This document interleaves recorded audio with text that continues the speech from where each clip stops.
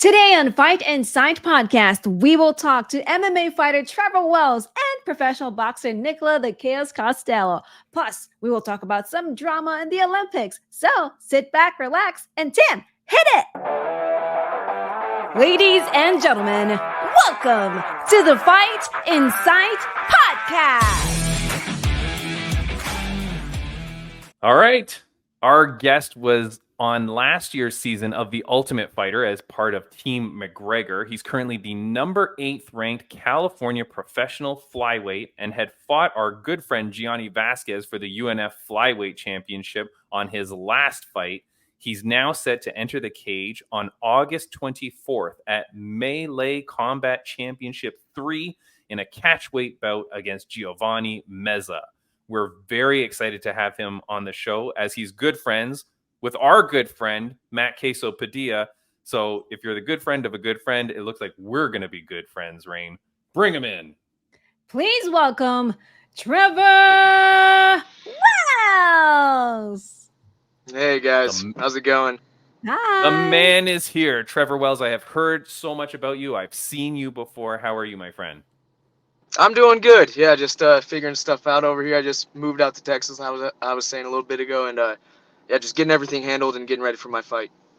Nice, Wow. man. So what's the deal? Why the move from California, where you used to be, to move to Texas? What was the reason?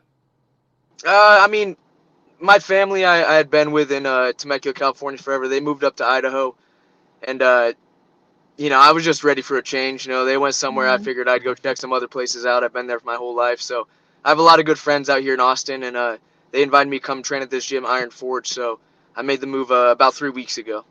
Wow. Nice, man. Well, congratulations, man. That's pretty amazing. Thank you. I mean, you're moving from one beautiful place, California, to another beautiful place, Texas. And you never thought to come up north into the misery that is Toronto, Canada?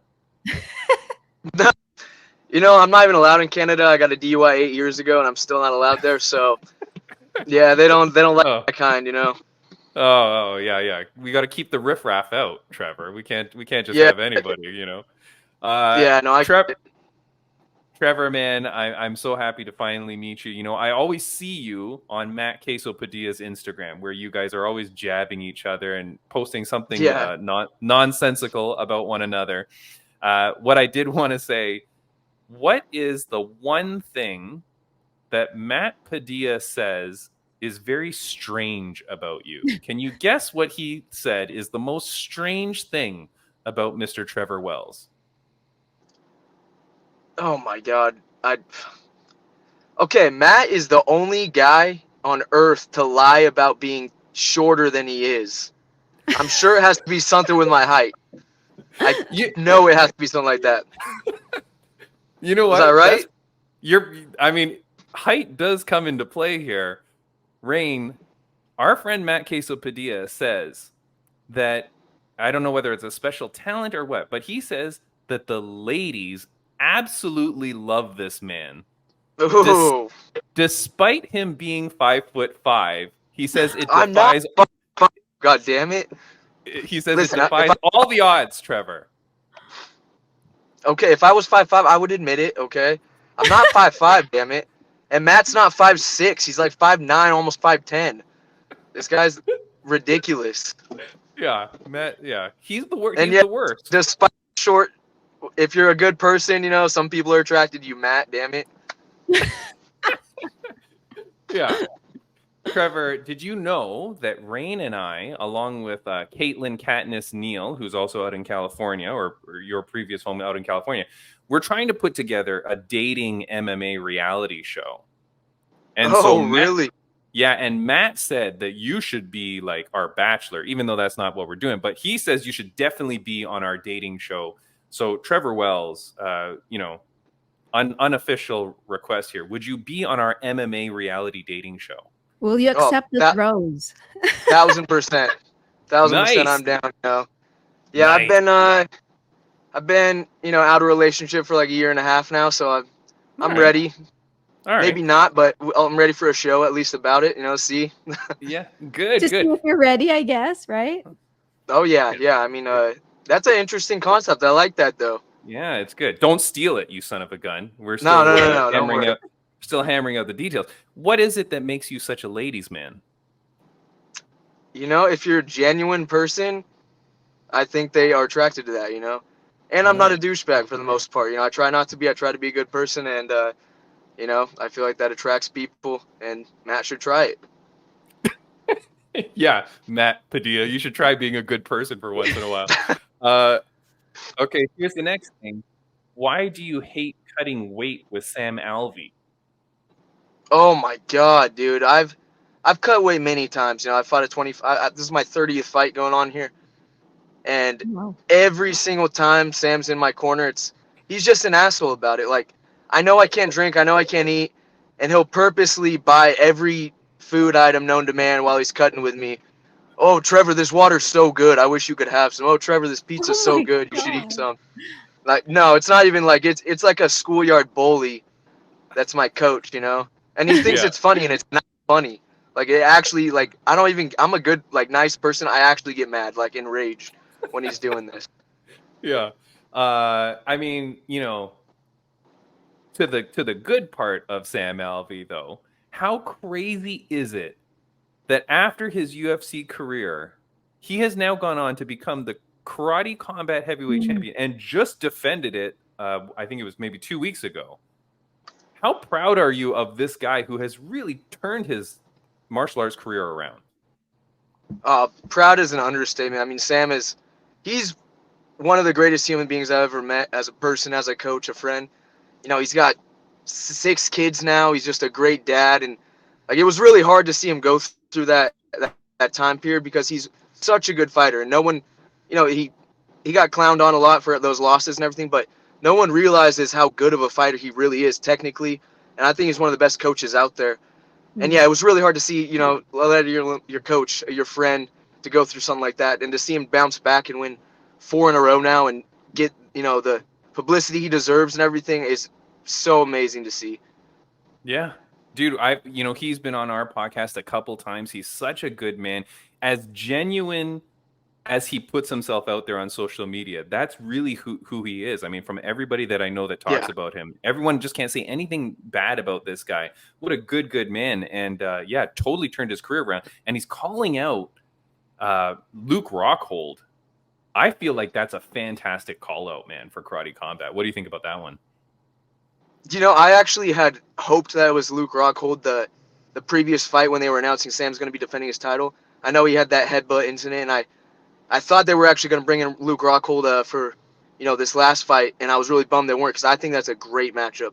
Yeah. Luke's tough. I mean, he's a UFC champion. He was one of the best middleweights, you know, in the UFC for a long time, but I think Sam can sleep anybody.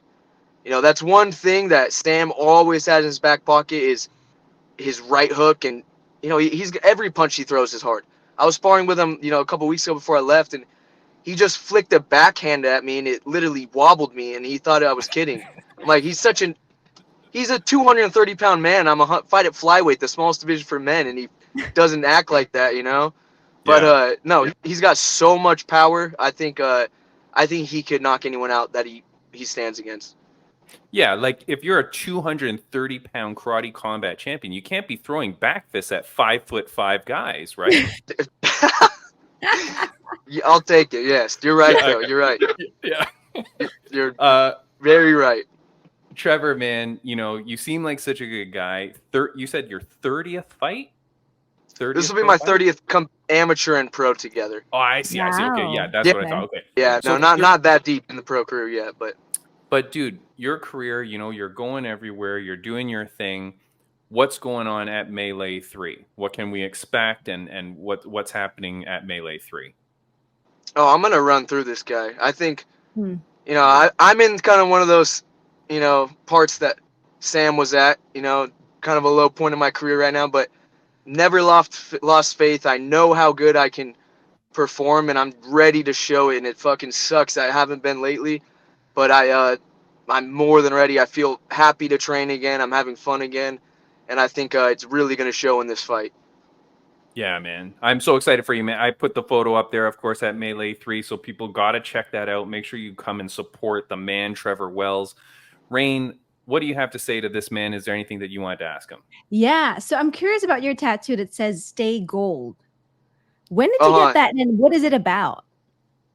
It's actually from that movie, The Outsiders. It was me and my mom watched that movie as a kid all the time, and I loved the scene at the end where, they had that big fight between the preps and everything, and it's just like a little memento of like me with my family and my mom and everything, and I, nice. like to always keep that mindset. But yeah, it's one of my favorite movies of all time, and it sticks with me though. That's a good one. That's crazy. That's a good story behind that. Now, my friend, before we let you go, because I know you're driving and you're a busy man, is there anything that you wanted to say to the fans, viewers, and listeners of the podcast that are watching you, maybe have seen you on The Ultimate Fighter, have seen you fighting all around? What's something that you want to tell those people? Man, I just appreciate everyone that believes in me, and for those that don't, I understand it, but I'm gonna show everyone soon. I'm not done, not near done, and the Ultimate Fighter was just a tiny, story in this, or chapter in this story, and I'm really excited to get to the UFC, and I really think I'm gonna do big things ahead, and I have not lost faith at all, and just stay tuned. I promise I'm gonna get there. Yeah, buddy. Of course you are, man. Like, that's the thing. We've been talking to a lot of fighters on the podcast as well. It is weird now, the way that you kind of get into UFC, like with the Contender Series or the Ultimate Fighter show. Those things in reality are kind of like very awkward, because depending on your performance there, it can almost set you back more than set you up. So I'm happy that you're like taking this alternate route, getting in there, put in the time, put in the hours, get those wins under your belt, and then they will call you up, my friend. Yeah, I mean, it was just a weird season. I mean, I fought a guy that was 18-3 and 2-1 in the UFC from Dagestan. When would you run onto that in the Ultimate Fighter? I don't know. I think if it was a regular season, I'd be able to show a lot more out there. Right. And there's no excuse. I should have been able to beat that guy, but maybe I wasn't ready at the time. But I do feel like I'm coming to that time period where my skills are finally, developing enough to where I do think I can compete with the best in the world. And I'm gonna fucking show really soon. I promise. Yeah, man, I'm happy for you, buddy. And if there's anything, that we can do for you here on the podcast, we'd love to have you back on. Yeah, if you have any other upcoming bouts, you're more than welcome to come back to promote it. Yeah. Yeah, I would love that, guys. Yeah, I appreciate the exposure, and I'm happy you guys are doing this show, and yeah, really appreciate you guys having me on. All right, my friend. Well, Trevor Wells, thank you so much for joining the podcast, man. Guys, check it out. It is Melee 3. It is coming up on August. What is it? 24th. August 24th, yeah. I can't see it on this tiny little poster here, but Trevor Wells, man, good luck to you. Good luck on the move, and I'm glad that you're in Texas, and all the best to you. And we'll stay in touch, man. You're a friend of the podcast now forever, my friend. All right, get me on that show, guys. I'm ready. The dating show. Yeah, we will get it going, man. We'll get it going. We got to work a little bit more on it, but we'll get that going, my friend. All right, well, sign me up, though, okay? All right. See you later, buddy. All right, thank you, guys. Take care. Bye. Bye. All right, Rain. That's so nice of him to like join us. I didn't even know that he was actually like in a process of moving. Yeah, that's crazy too. I was so ready to drive to Temecula because I thought he lived there. The thing I'm glad I didn't get in my car. Yeah. the thing is that's weird is that like I don't know. Maybe people do it in Canada. I don't know. But in America, it seems like people move around a little bit more.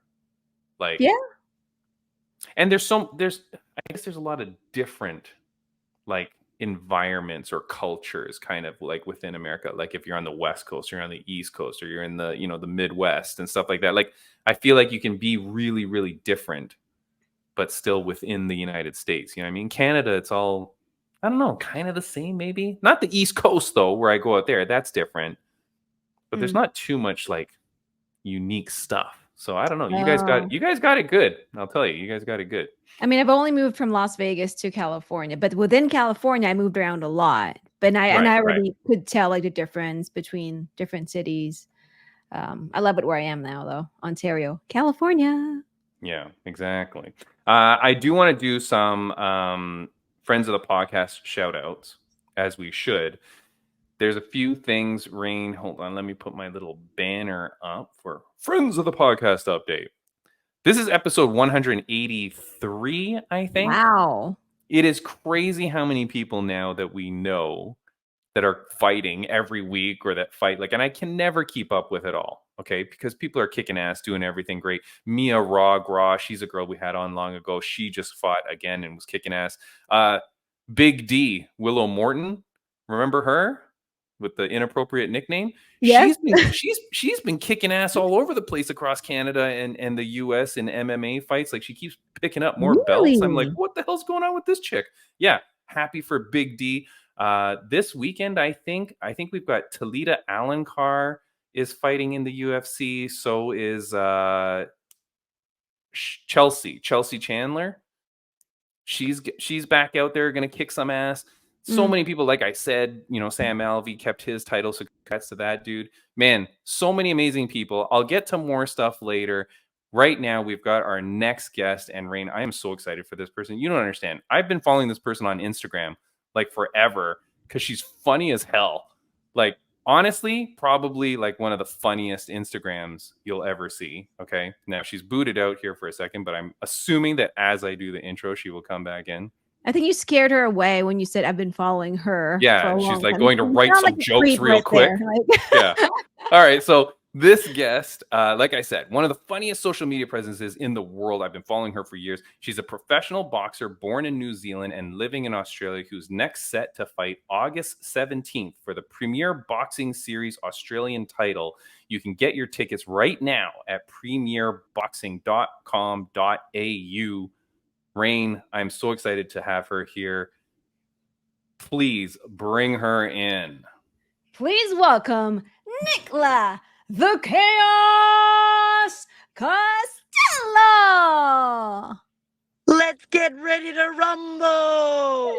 Let's go.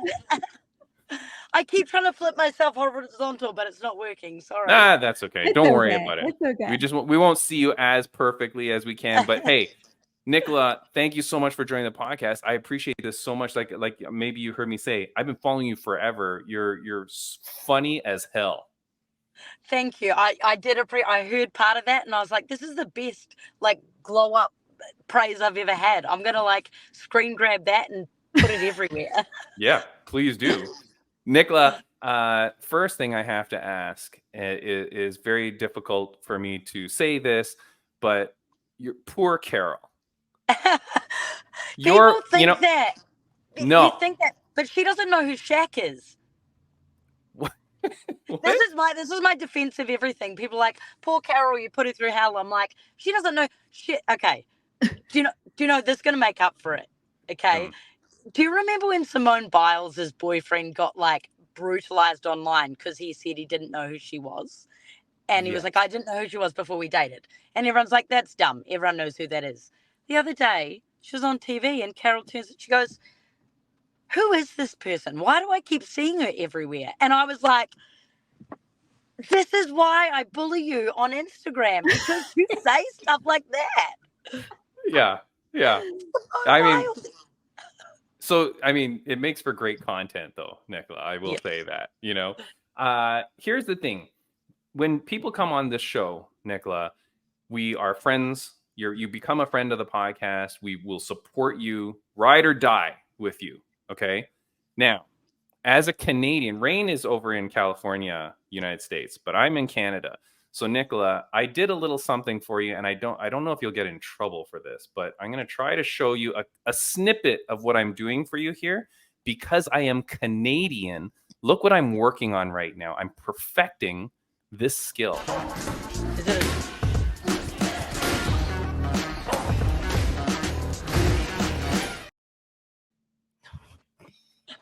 What a waste of cheating. An absolute waste. What do you mean? Were you doing that for? I thought you were doing it because you're Canadian. The Canadians cheated on New Zealand in the Olympics. Yeah. So now I'm helping you cheat because now I'm learning how to fly drones into boxing gyms, and I'm going to check out your opponent. I'll figure out all her combinations. You're golden. You know what I mean? I appreciate it. But Thank you. we can cheat better than that. Yeah. I mean, Nicola, how stupid is it that we did that? But do you know what? This is so bad, but I didn't even know we had a soccer team, let alone a female soccer team, to cheat. to see. I was like, I don't think you need to know what they're doing because I don't think they know what they're doing. Like, Yeah. isn't I mean, Canada quite good at soccer too? no, I don't think so, man. We're really cold here and we're miserable. So I mean, I don't like, we're mostly playing soccer indoors, like we don't even know how. Yeah, I mean, fine, we're good at it, I guess. I mean, I don't know. I don't know how we're doing. But if you cheat like that, how can they possibly let you continue to be in the tournament? That's what I found incredible. Yeah, crazy. I mean, yeah, but anyways, that's sad. But okay, well there you go. So I'm gonna keep doing it for you though, and I'll send you the videos later. This is yeah, no problem. This is your opponent here. You are Costello versus Watt, August 17th. As I said, Premier Boxing Series. This is a rematch. You fought this person before, went to a draw. How badly are you going to destroy this girl on August 17th? I am going to. Netflix is going to want to make a documentary because it's going to be a murdering. It is like I'm out here for, and that's nothing on. That's not on Sarah, and it's not even on having drawn with her. It's on the performance I put out there last time and what I need to prove. And this is the same. I feel the same as. So I previously have had the flyweight Australian title, and I fought Jasmine Parr for it and lost. And it was my first defeat, and it was so close, and there is so much I could have done. And when I came back and then fought the next one, it was over and done with quick. And it was like, it didn't matter who I was against. I was bringing all hell and fury to that ring. And this is probably the first time since then that I have that exact same feeling. I'm like, it's, it when you're training and everything. Like, we all go to training. We're athletes, right? Like, showing up to training is what we do, but there's a difference between showing up and like showing up and being there, and you give everything and you leave nothing anywhere but there. And this, I know that right now I'm doing exactly that. I'm leaving everything there, and I'm like, oh, this will be like, yeah, this will be full chaos. Yeah, well, it better be because you are the chaos. So you're gonna bring the chaos. And I like what you're saying about that it should be a murder documentary, because you need that mean streak. Like, you need that mean streak. You need to have that killer instinct. We talk about it on the podcast, Rain, all the time. Because last week on the podcast, Chaos, we had a girl, Ms. Amber Fields. She's like a Playboy model / ring girl / influencer who's going to be boxing for Misfits Boxing. And the thing that you see a lot of times with these influencer boxers is they don't really have like a killer instinct. So we were yelling at Amber to go like, hey, you better be ready to murder this chick. And she's like, I'm also a lover, not just a fighter. I'm like, no, I don't want to hear that. Like, you got to have that killer instinct. How important is it for you to have that kind of like that switch that you can do that? Well, it's funny because people, like, I feel like I'm a lover, not a hate. Like, I would never fight somebody for anything but in the ring. But, and hopefully, like, I've always found it, people like, how do you get angry and want to hurt your opponent? You're like, you don't want to hurt your opponent, but like, you do kind of like this one. I do want to, but that's not on Sarah. We get on super well. Like, I like her, I respect her and everything, but it's like, we're in there to win. And yeah, you have to want to go to, and that's not like hurting them, but you want to finish it. Like, it's fighting. That's what we do, and we have huge respect for everyone afterwards and before. But when that buzzer goes, it's like, it's a fight to see who wins, and you want to be the winner. So yeah, for sure. Rain, what do you have for Nicola? Oh, I saw your videos with your daughter on Instagram, and I thought they're really precious. And especially the bonding moments when you guys share, basically the love for boxing, right? Has she ever told you, hey, I want to be like you one day? She definitely is into it. Like, she's only 3.5, but I feel very privileged to be kind of like a girl dad without being a girl dad. You know how like girls, you always want to, like, you're always kind of doing stuff and then seeing if your dad's watching or whatever. And I feel like she does do that, and she's really into like, it's pretty tiring, but every night, because the Olympics are on, we have to race, her and I. And sometimes she'll like ask to race Carol or do something with Carol, and then I hear her be like, "Oh, it's okay. I'll wait for Mummy Nick. Like, I'll wait for the athletic one." So she definitely does, and she's like, she has her own gloves, and I'm like, as soon as she's able to, I'll get her into boxing, because I personally think it's a great or any form of martial arts is so takes so much discipline, and it's not like that's all she's going to do from day dot, but I'm like, I think it's great for kids to get involved. So yeah, I'm excited, and I think she'd like to do any sport. I think that kid. Yeah. No, that's awesome. Like, Yeah. I mean, the thing is like, to be able to have that kind of inspiration and role model in a child's life is so important, because it's not just the skill of the sport itself. It's the dedication. It's the motivation that you instill in them. It's what they see, how you train, how you live your life. You know what I mean? So no, you're doing a great job, and I can't wait to see what happens to little Banksy as she becomes whatever athlete she is meant to be. Yeah. But That's gonna be another Netflix documentary. Yeah. So inspirational. Look, I say to her, and I said this, I did an interview the other day, and they asked about it, and I was like, I hope I become a world champion. Like, I think that I have it in me to go all the way to the top, or for me, like, I just want to fight in the bigger stages and meet as many people as I can. Like, but I started boxing late 20s, like, and I'm not naturally gifted at it in terms of, the skill set, but I just have that kind of fighter in me.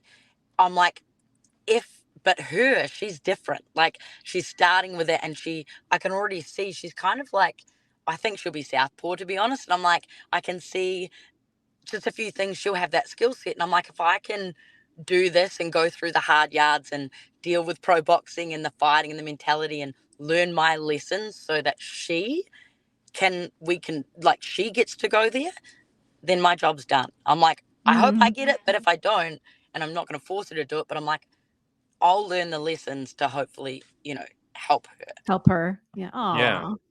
That's awesome. That's a good mom. That's a good parent. Being out there, being in the bright lights, and like you said, going wherever it's biggest and whatnot. You were lined up for a quick second to fight in BKFC, right? Yeah.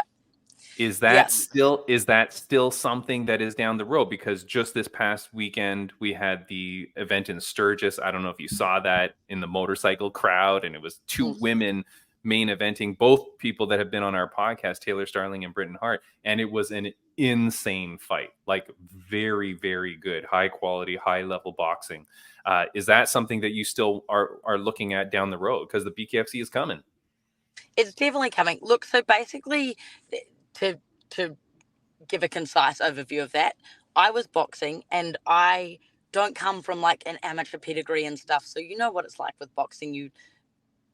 I was lucky that I kind of made a big impact when I arrived, so I got all these opportunities, but I had to learn a lot in terms of the business side of and I'm lucky that I guess I come from a business background, so I understand that. But I think there's a lot more business to the boxing than you want to know as an athlete. And so then an opportunity, so we're kind of going through that, and I was like, it's just, like, it is hard. It's mentally hard and stuff to, when you see, and decisions are hard and everything, it gets a bit hard. So I was approached by basically some people who were wanting to bring BKFC to Australia, and they're like, we need to get, some Australians in there so they start doing well when we bring it back. And I was like, I'm there, easy. Yeah. And I also thought there wouldn't be an issue doing both. And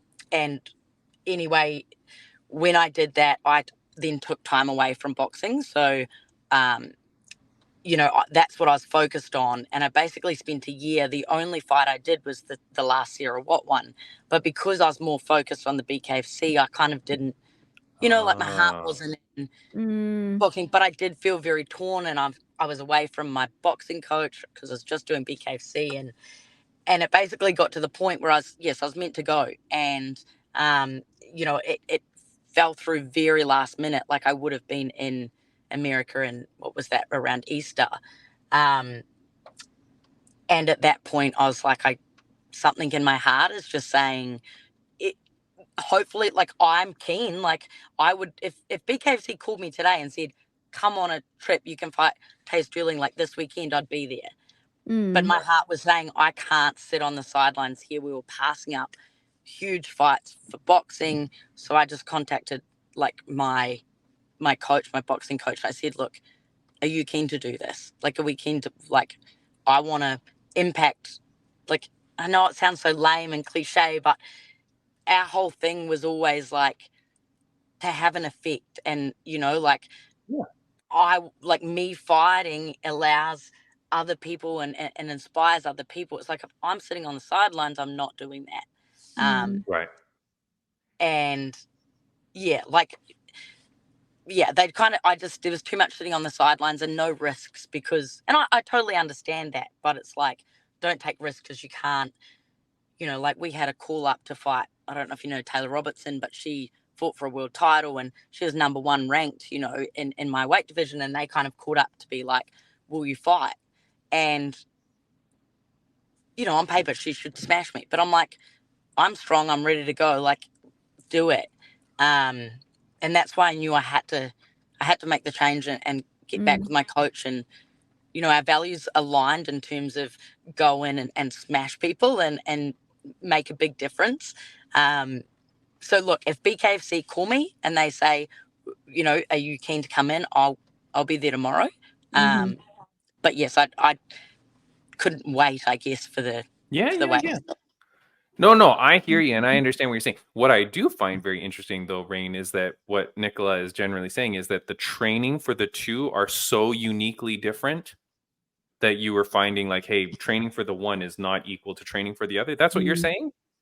They definitely are. And look, where I was training for that, I was with the best possible people. Because I think what happens is, is it just like big burly men in a bar? Like who's the best? Who's the best people for BKFC?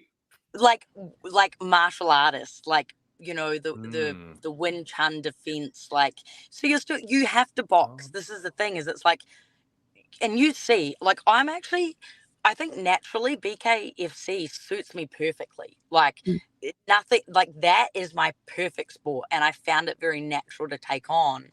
But you do kind of have to be smart, because if you were just planning to box, you'd go in, you'd get cut, or you would, and then you're out. But if you have that kind of more martial arts karate style mentality going in, I think your longevity in there is a lot longer.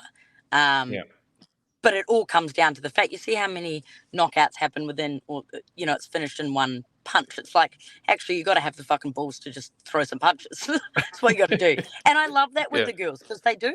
Like, oh yeah. I mean, I'm just saying that fight. I mean, now we haven't seen the next Chaos Costello fight, but right now, I'm telling you, for the Fight Insight 2024 year-end awards, Taylor Starling versus Britton Hart is going on my fight of the year. Just the venue, everything about it was great, and the fight was great. So, the quality is there. I can't wait. Honestly, when I saw that you were signed up for BKFC back then, when I saw that poster, I was livid, so excited, happy, because you're right. You totally fit it. Your look, your style, your aggression in the ring, and not just that, but like just how funny you are and what a good person you are. I feel like you're the kind of personality that they would like die for, Yeah. So you tell them that. Look, I will. Look, I definitely, and it's just the opportunity. So like that's what I like. And I think, in your gut when things are obviously like, you get nervous and scared if a big opportunity comes up, and it's like, oh, should I? But I love that. In your gut if it's like yes or no.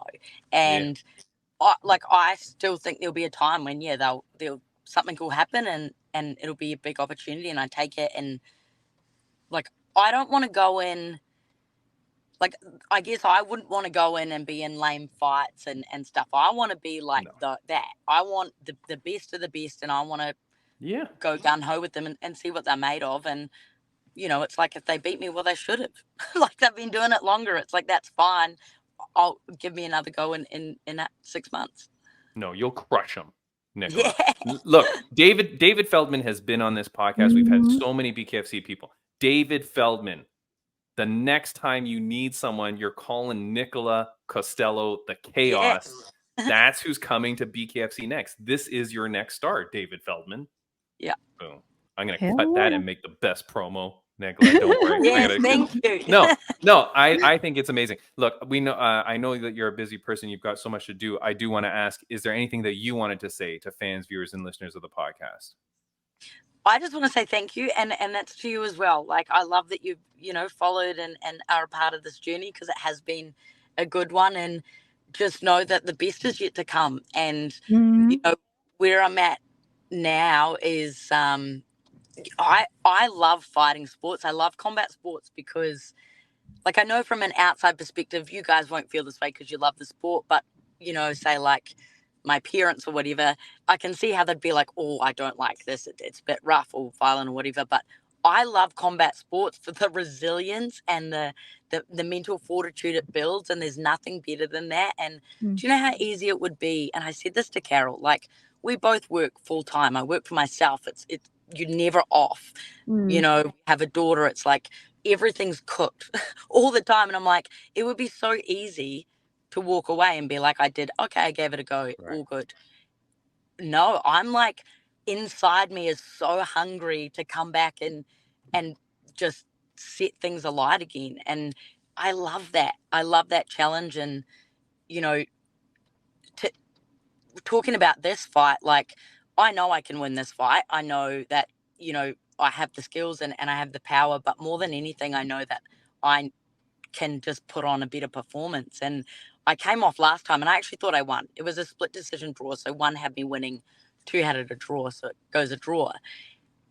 And I think I thought I'd won because in there I was like, she's hurt. I'm not hurt. I'm fine. But that's not how boxing works. So I come off and I was like, man, I won that. Like said to Carol, I was like, I feel like I won. Like, did you think I won? And she said, so I was just waiting for you to do something. She was like, it was pretty boring. And that, like, you know, like straight after the fight, that's what she said to me. And I was like, you're a hard woman. You are a hard woman, but you're not wrong. And I took it on and I'm like, I will never hear those words come out of her mouth again. Yeah. Well, hey, look, you need people to tell you the truth. You need people to be honest with you, right? Because that's the only way that we grow and that's the only way that we improve. Nicola, one last question, if you don't mind. Do you have 2 more minutes? Yeah. Is okay? Okay. Yeah. It's a question that we ask pretty much every guest that comes on the show. It's a question that my mom used to ask me almost every day of my life growing up. So I want to ask it to you. Nicola, the Chaos Costello, on a scale of 1 to 10, how happy are you? I think I'm a 10.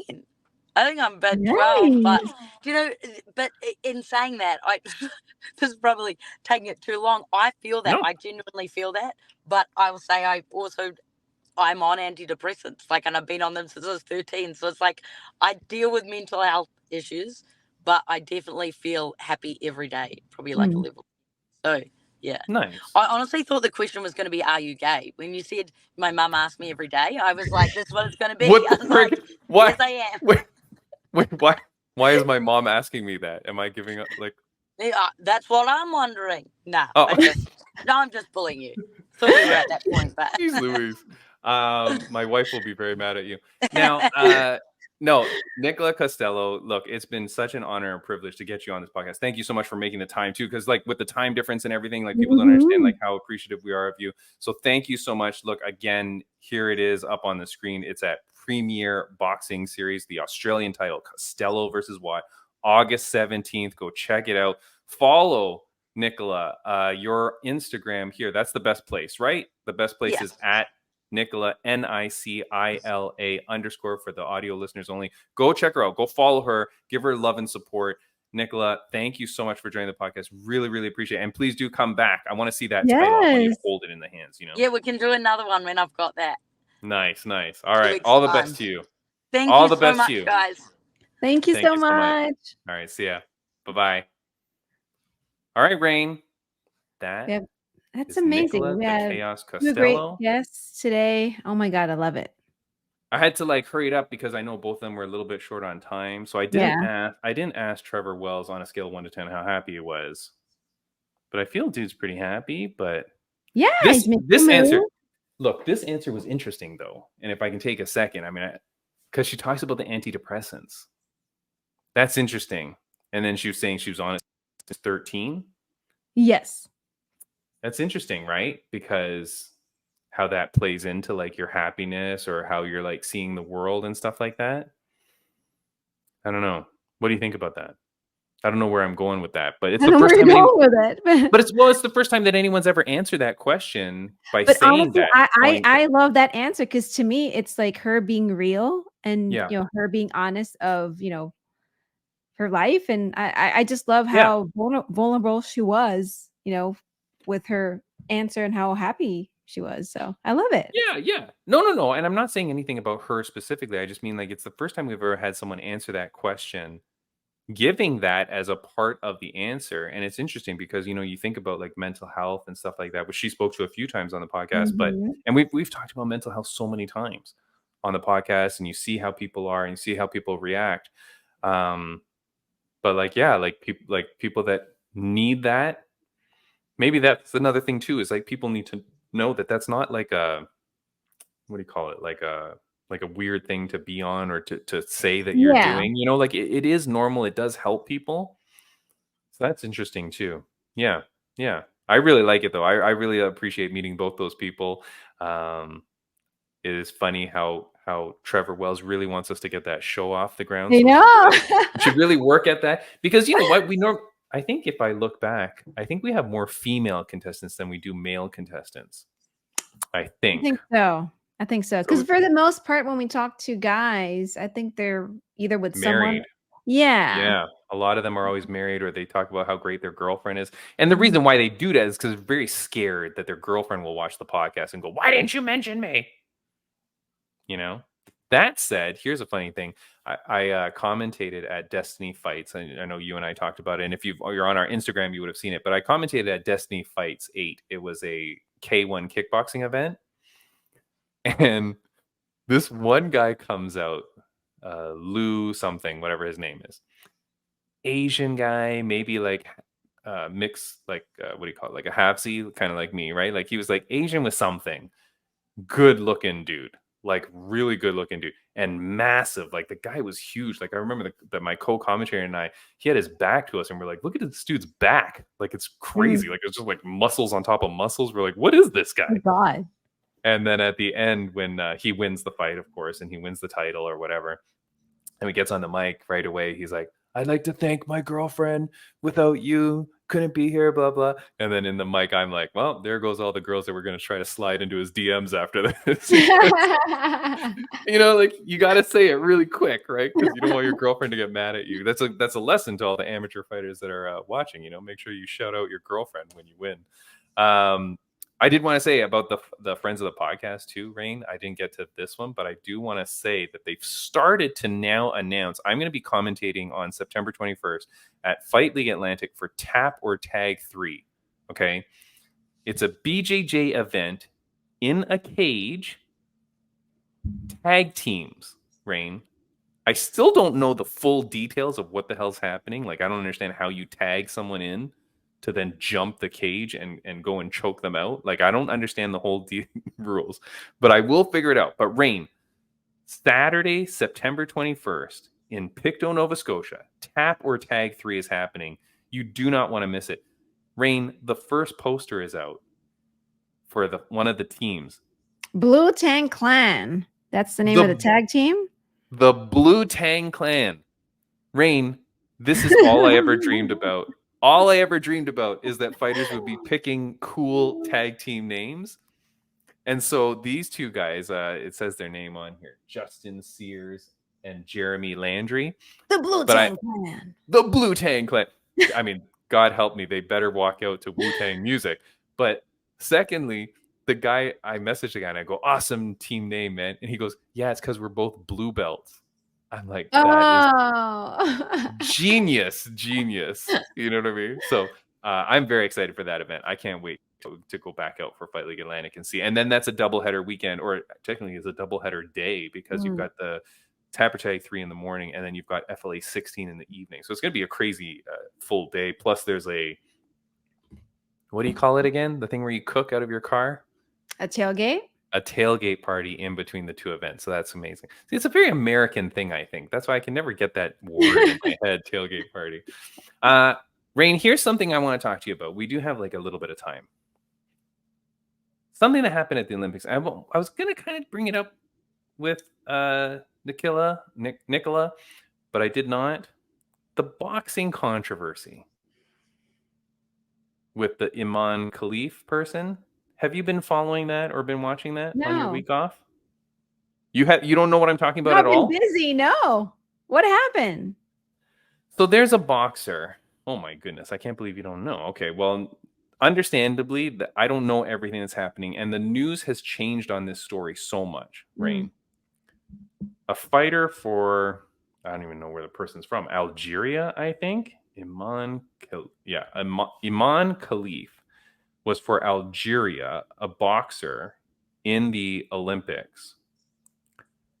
They think that she's not a woman, and she's boxing in the women's division. Oh.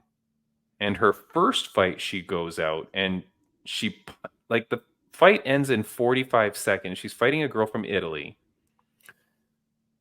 They kind of scuffle a little bit. She punches her, and then right away the Italian girl doesn't go down, but she just kind of turns her back and then walks off and is like, no, I'm not fighting anymore. Apparently says she's never been hit that hard before, blah, blah, blah. And then suddenly stories come out that this person is not a woman, and or is transgender, and or apparently failed a gender test a year prior with like the IOC, whatever the hell other boxing thing or something. Okay, so the news starts going crazy. Jake Paul puts a post out for the Italian girl saying, this is bullshit. You can be on my next boxing card. You can be on the undercard so you can show your skills and whatever. And so he's publicly put out that he wants this Italian boxer to come on one of his cards, which is very cool to Jake Paul. Like suddenly I like Jake Paul, you know what I mean? And then, all these people start posting stuff, and then counter posts start coming out going, no, she is a female. She was born a female, blah, blah. And so now you have no clue what story is true. You have no clue what is real anymore. And it's just such a controversy with both sides now, of course, in the argument, believing that their side is 100% correct. There was one argument that came out that said that she had some sort of like genetic strange thing, and that she actually has XY chromosomes, which if you're not medically knowledgeable, that, XY chromosome means you're a man, right? Does it? I think so. Yes. Okay. Well, no. Okay. So it's either XX or XY, right? XX is female, XY is man, right? Sure. Wait, are you saying no? Are you questioning me because you're saying you could have XY, but maybe you're still a woman? Or are you just saying you forget which one is XX? I forgot. No. Okay. So then there's people that are saying like she is XY, but she is a woman, or that she does have XY chromosomes, but she does have a uterus. And then other stories start coming out saying that she's given birth to 3 children. Like, the stories are getting ridiculous. Yeah. End of the day, what was funny is one of the very early stories that came out from this thing was that it seemed like the Olympics had no way to test whether you're a woman. And some of the early statements was, oh, well, her passport says she's a female, and she's fought as a female before. And we're like, that's all you need is a passport that says you're a female? Like, I'm sure some Bumpkinville country will be like, hey, we'll put whatever passport here. You can go get us a gold medal. Like, all I got to do is give you a female passport. Seems very weird that they wouldn't like have a different kind of test. And of course, in olden days, maybe this was never a thing. Like, you would never think that I would need to test to make sure you're a woman. But in today's day and age, I guess that's a thing. It's a thing now, yeah. So, I wanted to ask Nicola kind of what she thought on the subject. And as this week was leading up, I was like, the story was very simple at the beginning, is that this was a man who's now saying they're a woman, and she's fighting in the female Olympics. And I'm like, well, so now would be a very easy question. And then, of course, all these stupid conflicting stories start coming out. I'm like, all right, well, I don't think I want to touch this with Nicola and get her in any trouble. But I'm happy to get you and I in trouble, Rain. God, I don't want to get in trouble. But like, okay, but here's the thing. Like, what do you think should be the test? Let's just say that way. What should be the test for someone to be able to compete in women boxing? What kind of test? I mean, meaning if the Olympics test is whether you have a female passport, like what is the test that you would like the Olympics to establish? I don't know, because like that to me is just kind of like just thinking about that to question, like if someone were to ask me, hey, Rain, and we need to run these tests to prove that you're a true female, that to Yeah. me is kind of like what? Like Insulting? kind of, yeah. So to me, Okay. it's like, why? But Why how? even Okay, go but through that? But I understand it's like a competition, but at the same time, because I you just think it's like, because you're going into a combat sport at the highest level where you are going to essentially try to kill the other person. So we need to make sure that the playing ground, the playing field is even. No different, because I've been arguing with people all week about this on Instagram. No different than why we test for illegal drugs, like for performance enhancing drugs. We can't have you injecting yourself with, like, men. Okay, let's just say men. We can't have you injecting yourself with a ton of horse steroid testosterone, because that's giving you an advantage. it's giving you horsepower. Yeah. So that's why I get that it's insulting to you. Like, hey, why do I have to prove this? But if someone said to you, okay, Rain, how are you going to prove you're a woman? What would the test be that you would be okay with when that other girl comes to you to punch you in the face? You go, okay, at least I believe that you're a woman. What test would you want that person to have had? I don't know. I can't think of any tests, to be honest with you. I mean, that's probably something. Well, what do you that, mean? There's easy tests, like there's visual tests. No, not visual, but I mean, visual. I mean, you can get a surgery, somewhere, and then you look like a woman. Right. So, Okay. So there you go. So that right away was one of the arguments, because people were like, no, she has lady parts. Right. And we're like, okay, but you can get lady parts now. We should bring in my nephew. My nephew has lady parts. Like, I'm not kidding. Like, my nephew had like surgery, but like he doesn't want to go all the way. But anyway, downstairs surgery? No, just like top surgery doesn't matter. Yeah. Downstairs surgery. No. We're talking downstairs. Okay. But you can still do that, right? Yeah, I think, you can go to Thailand or whatever and get that done. So that's not really a test. Then there were other things that were coming out online going like, oh, she's got ovaries or she's got a uterus. Now, apparently some reports were saying she has XY chromosomes, but has a uterus. So to you, if she had a uterus, even does that make her like a woman, basically? Yeah. Oh God. I don't know. This is like a weird conversation. Yeah, because like to me, it's like, like if we're saying that, hey, any like transgender person cannot like compete in a combat sport, then that should just be it, right? No, but hold on. But similar to Brady Bunch and Gita Marie Figueroa, who have both been on this podcast, they are both transgender individuals, but they compete against men. Brady Bunch, by the way, is scheduled to fight, I think, like within a month, is fighting a man. Good on Brady Bunch. Yeah. No controversy, no nothing.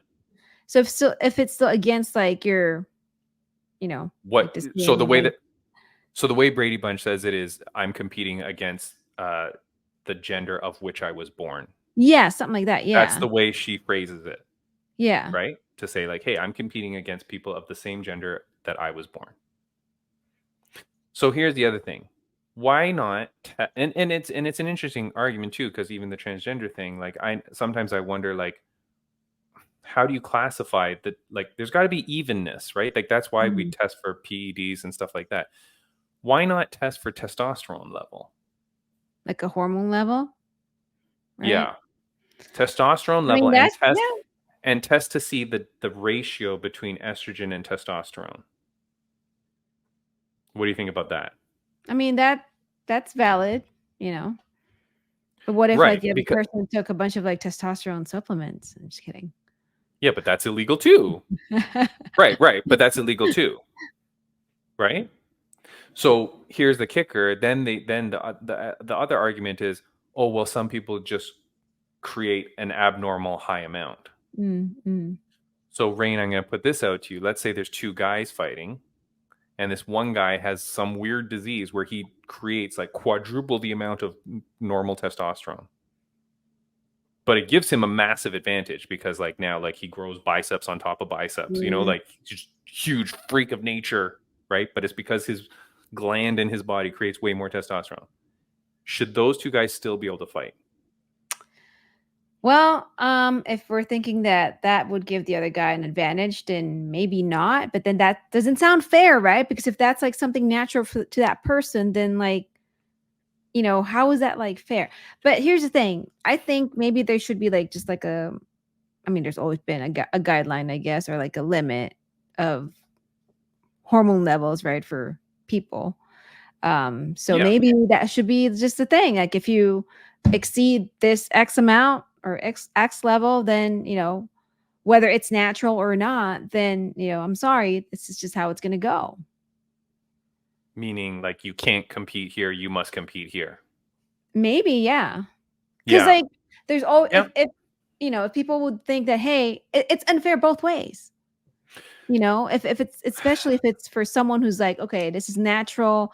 I didn't really do anything to increase my hormone levels, right? No, but okay, but let's put it this way. What if you're, and just to be silly, what if you're born with 3 arms?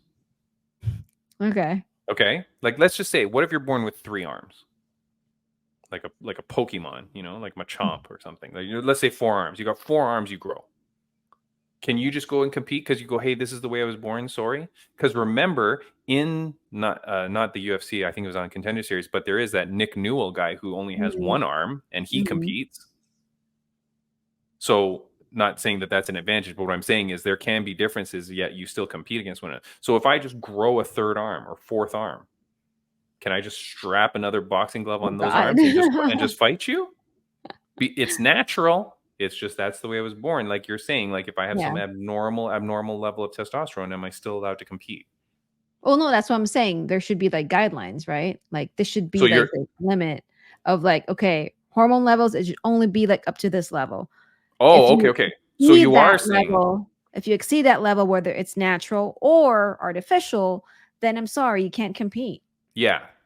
Okay. Oh, sorry. So you're saying you cannot compete. So you're saying like, hey, even if you have some not weird, I apologize, I don't want to insult anyone, but if you have some unique thing about you that creates some sort of change in your testosterone levels or your hormonal levels or your physiology or something, that at some point we have to say, okay, hold on, there's got to be some sort of limit or cap to this. Yeah.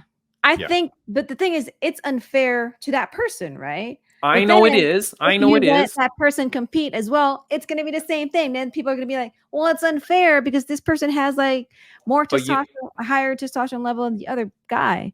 So it's unfair both ways. So I feel here's the thing, Rain. Although it's unfair to you for not being allowed to compete, it's keeping it fair for everybody else. And here's the thing. It's not going to prevent you from doing every other sport or every other thing. We're really talking about combat sports. I mean, I guess I love how you like phrased what Brady Bunch had said. You know, competing on the same or with someone same gender or something like that. I of forgot. which I was can't- born. Yeah. And I'm paraphrasing it too, but it was around that. But I always respected that because both Brady Bunch and Jeter Marie always held by that level. Now, because what's funny is that if we start to change the rule and just say like, oh, but you're born with that, oh, that's natural to you, oh, you have this condition or whatever, why can't we scientifically genetically alter kids? Like if I'm watching this happen in the world and I'm some scientist, don't I go like, wait a second, I can go to like Canada, let's just say Canada, and go, hey, Canada, I've developed this freaking thing where I can ingest this genetic thing into these kids and they'll create way more testosterone. But we got to do this to these little babies now.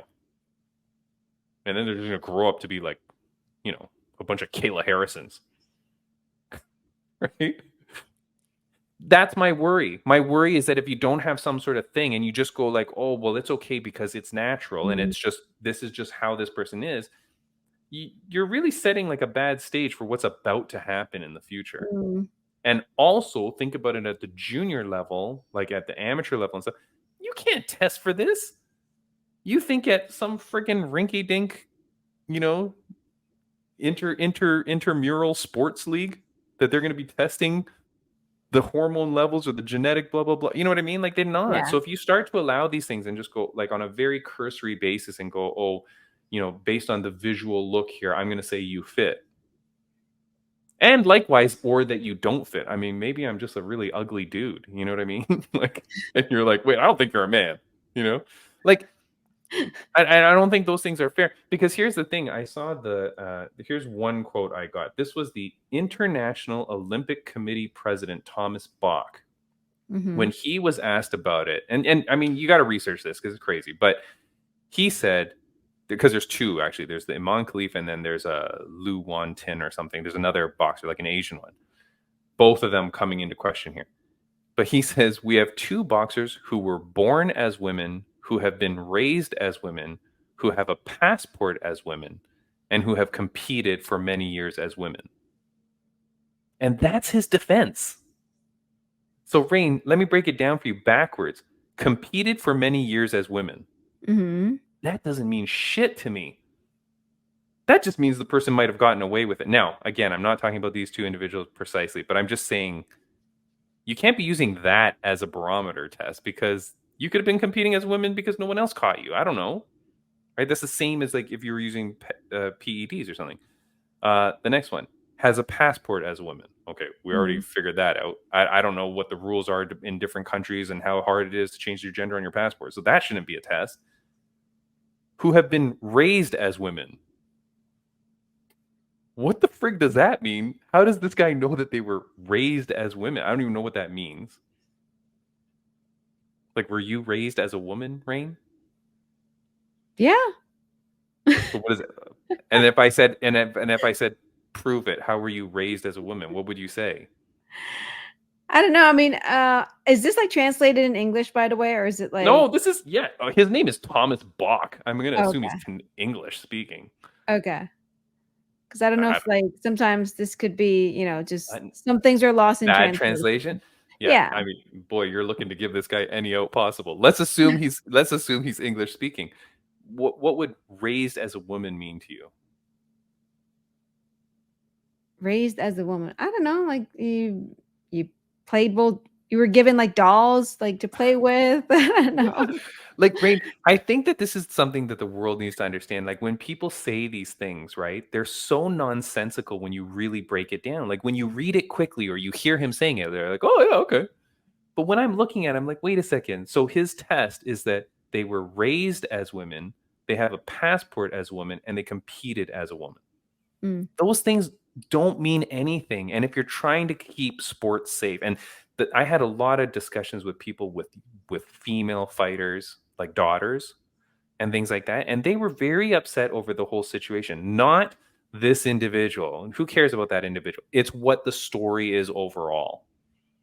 It's what the concern is for these fathers of daughters that are in combat. I mean, any sport, for sure. but fathers of daughters in combat sports going, wait a second, if this is happening at this level, what's going to happen now at the next event for my daughter? What's going to happen, blah, blah. And if you don't create stronger tests or something, some sort of, like you said, limits or something that you can then test and then prove and then blah, blah, blah, it's opening up a weird world in our world of combat sports, you know? Like, Yeah. I don't know. Raised as a woman. I don't know. I got some friends, I'm pretty sure they were raised as women when I see how they act now. Like, you know what I mean? Like, I don't know what that even means. Like, do they, I don't know. It's just a weird thing, Rain. But yeah, that's a crazy thing that's going on in the world now. And UFC fighters have come out pretty emboldened on different sides of the argument as well. And then, of course, there's other people that are coming out on the opposite sides. Because the more information that comes out, and again, information is like in quotes, because like, I don't know what's true or what's not. Yeah. Right. People really blasting right away going, this person is not transgender and blah, blah, blah. And it's like, okay, well, I don't know. Like, you know, and that's why it's so important. You always research yourself and you always look into things yourself, because like this world just goes off on crazy tangents one way or the other. And if this person, imagine this person or whoever this happens to next really is a woman, how crazy that their name is being thrown through the mud like this. I know. That's like unfortunate. Or for just that your person. whole, everything about you. Because like You now know? this person's life is like being like Torn dug up by upside people down. because they're like, oh, is this person really a woman? Like, it's sad. Exactly, of course. However, if they aren't and they're doing this to gain an advantage and blah, blah, blah, well, then that should be known. And I think the only thing I want to make comment here on the podcast is really about, we need tests. We need ways to ensure that the competitions are fair. Mm-hmm. So I don't care. Like, I don't even, yeah. You And I need think ways this is to going to ensure be it's fair. I think this is a case to, we're in kind of like what you mentioned earlier, how we need it to be fair for more people, right? Because like on this person's perspective too, it's like, okay, let's just say that, the accusations were actually correct, right? But this person just believes that, you know what? This is, for me, this is what's fair. I should have like a seat in the Olympics at this table. I should be able to fight as well because this is what's fair for me. But like what you said earlier, there should be some guidelines to make it fair for more people, not just like for one person. Yeah, we can't change the rules to accommodate individual people. The rules need to be made to accommodate the greater good of everything. And again, my reasoning for being cautious when you say like, oh, there's just, this person just has this thing about them. My worry is genetic alteration. Is that then that suddenly becomes where we just start injecting people with stuff and go like, oh, I don't know, that's how they are. They always had elbows that look like razor blades coming out of their arm. You can't not let them compete. And next thing you know, some guy's throwing elbows with like a blade sticking out like Wolverine. Like, whereas, you know what I mean? Like, I know I'm being stupid, but like little things, their bone density gets so much stronger that like you can't break their bones or something. Like, I don't know. I'm thinking like X-Men, I don't know. It's a weird thing, man, and I can't wait to see what's going on. But I really appreciate being able to talk to you about it, and I appreciate the fact that you didn't know anything about this and are able to have a good conversation about it. So that's kind of cool. Yeah, I was more. Although I could see you were very scared. But I was more focused on the Philippines winning a gold medal in floor gymnastics. So, woohoo! Congratulations! Look, I'm gonna put another thing on the record. Canada's soccer team should have been expelled from the Olympics. Do you know about that story? Oh God, no! What happened? Nicola? Did you know? So you didn't understand the joke about the drone? No. Oh my God. Okay, I'm going to tell you off air. I told you I was focused on the Philippines. I'm going to tell you off air. Guys, thank you so much for joining the podcast. We're back next week. Next week, we have Will the Franchise Dickey. He's an MMA fighter who's going for a world title next. I'm very excited to see him. We were supposed to have him on the podcast before. His fight got canceled. He's now rescheduled in. I'll get all the details and I'll make it all professional when we see him next week on the podcast. Rain, thank you so much for joining. Woohoo. Thank you. See ya. Bye, guys.